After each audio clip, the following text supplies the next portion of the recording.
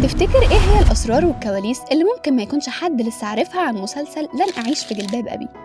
بس الأول ممكن أسألك كده كام سؤال على الماشي. تفتكر مين هو الممثل اللي كان مرشح لعمل دور عبد الغفور البرعي قبل نور الشريف؟ طب أنت تعرف إن الفنانة عبلة كامل ما كانتش هي الممثلة المرشحة لعمل دور فاطمة كشري؟ طب تعرف مكان تصوير وكالة البلح كان فين؟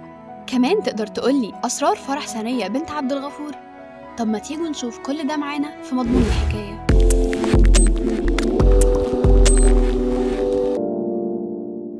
البداية كانت في رمضان سنة 1996، وده كان تاريخ عرض مسلسل من أهم أعمال الدراما المصرية، مش بس في آخر 30 سنة، ده ممكن يكون في تاريخها كلها. والعمل ده كان قصة للكاتب الكبير إحسان عبد القدوس، مع سيناريو وحوار مصطفى محرم، والموسيقى التصويرية كانت لحسن أبو السعود، وإخراج أحمد توفيق. في البداية هكشف لك عن الفنان اللي كان مرشح لبطولة المسلسل بدل الفنان نور الشريف، والفنان ده كان محمود عبد العزيز، ولكن بعد ترشيحه للمسلسل اعتذر عن المشاركة بسبب ارتباطه في عمل فني آخر، ومن هنا تم ترشيح الفنان نور الشريف لعمل بطولة المسلسل، ووافق على طول، بس كان ليه طلبات في تغيير السيناريو، واللي منها إنه يكون دوره كبير وبارز في المسلسل، وعمل دور عبد الغفور البرعي، وكان بارع في دور قصة الكفاح في تجارة الخردة، ومنها بقى مليونير شديد الثراء ومن أكبر رجال الأعمال، وده بعد ما كان بيسقي العيش في الشاي. وبعد كده هنروح لدور فاطمة كشري، والغريب كان ترشيح أكتر من فنانة قبل المسلسل، وكانت الأولى الفنانة يسرا، بس مصطفى محرم سيناريست المسلسل رفضها بسبب جمالها، واللي ما كانش ينفع مع وقفة الشارع في منطقة شعبية، والمفروض إن الدور مرسوم لوحدة هتكون بياعة على عربية كشري، وعشان كده تم رفضها من الترشيح.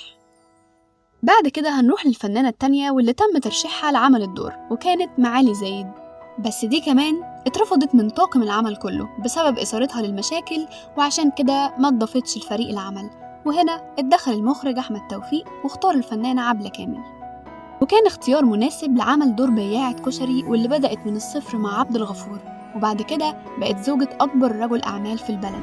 وعن دور المعلم إبراهيم سردينة تم ترشيح الفنان حسن حسني لعمل الدور، بس كان بيطلب مبالغ كبيرة جدا، وده كان سبب رفضه، وبعد كده تم ترشيح اسم الفنان عبد الرحمن أبو زهرة. ودور سيد كشري كان مرشح ليه الفنان فتوح أحمد، بس ده كمان ما انضمش للعمل الفني بسبب إنه كان رايح يعمل عمرة، وعشان كده تم ترشيح الفنان مخلص البحيري. وهنروح بقى لأهم دور في المسلسل، وهي شخصية عبد الوهاب، الابن اللي مش لاقي نفسه وعايز يكون حاجة غير أبوه، والشخصية دي تم ترشيح أكتر من اسم ليها، وكان الأول الفنان خالد النبوي، وبعد كده الفنان محمد نجاتي، بس في الآخر راح الدور للفنان محمد رياض. نروح بقى لدور ثانية بنت عبد الغفور البرعي، واللي عمل دورها الفنانة ناهد رشدي. تخيل بقى معايا إن ناهد رشدي كانت أكبر من عبلة كامل ب4 سنين، يعني ناهد كان عندها 40 سنة وعبلة كامل 36 سنة. ووفاء صادق واللي كانت واخدة دور بهيرة كان عمرها وقت المسلسل 25 سنة، وأختها نفيسة واللي قام بدورها الفنانة منال سلامة كانت عمرها وقت المسلسل 25 سنة، ودي بقى اللي كانت حامل فعلا أثناء التصوير، عشان كده قدرت تعمل دور الحامل في المسلسل بجد. أما بقى حنان ترك واللي عملت دور نظيرة كان عمرها وقت المسلسل 20 سنة، ودور عبد الوهاب واللي عقد كتير من الناس وحيرهم واللي قام بدور الفنان محمد رياض كان عمره وقتها 25 سنة. أما بطل المسلسل الفنان نور الشريف واللي عمل دور عبد الغفور البرعي كان عمره وقتها 50 سنة.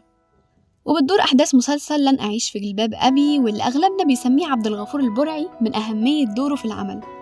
وكانت الأحداث كلها بتدور على واحد ما كانش لاقي ياكل، نزل وكالة البلح عشان يشتغل صبي عند معلم بتاع خردة، وده كان المعلم إبراهيم سردينة، وده كبير معلمين الوكالة. وهنا فكر وخطط عبد الغفور إنه يكون في يوم من الأيام زي المعلم سردينة، بس كانت بتقابله شوية مشاكل زي محفوظ ابن المعلم سردينة، واللي قام بدوره الفنان مصطفى متولي، واللي كان بيعامله أسوأ معاملة بسبب تسخين الرئيس مرسي، واللي قام بدور الفنان خليل مرسي، وكان مبدع في دور الرئيسي في بداية المسلسل، وكان كرهه ليه بسبب إنه حس إن عبد الغفور هيخطف منه فاطمة، ومنها برضو تقفيل معلمين الوكالة عليه في المزادات.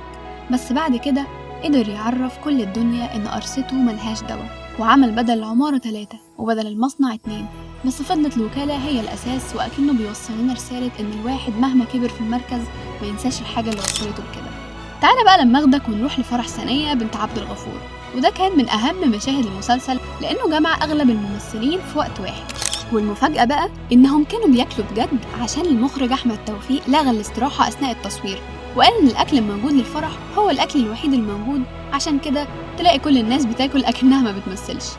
وعلى فكرة الأكل كله كان بيتي، وحركة الكيس الأسود بتاعة الفنانة سهير الباروني واللي كانت بتعبي الأكل جواه عشان تاخده البيت معاها كانت من اختراعها هي.